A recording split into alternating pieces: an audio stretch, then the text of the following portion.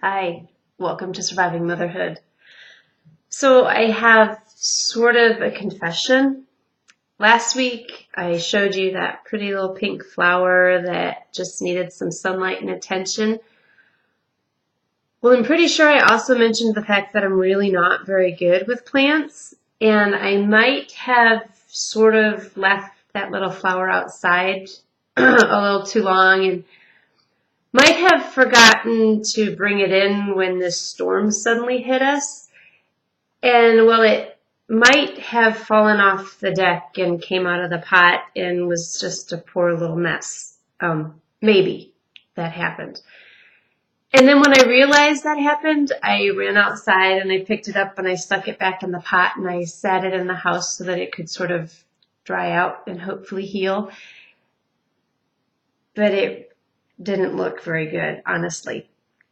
And last night I was walking through the dining room where my little plant was sitting by the window, and I looked at it and I thought, oh, this is not good. And I was ready to throw it away, but then I showed it to my husband. He said, hey, there's some green there, a sign of life. So what I did was I cut off all the dead stuff. I kind of felt like a meanie, this innocent little plant, and I'm just cutting everything off. Well, not everything. I left the green stuff. And well, do you remember that pretty pink flower I had last week? This is what it looks like now. Not very impressive, but it's still living. There's still some life in it. And wouldn't you know, God kind of showed me a little spiritual application through that whole thing. You know, there are times when maybe we go through storms of our own, and maybe part of us kind of gives up, kind of dies.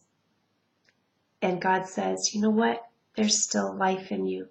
And he trims away the dead stuff. He prunes away the stuff that is holding us back from growing.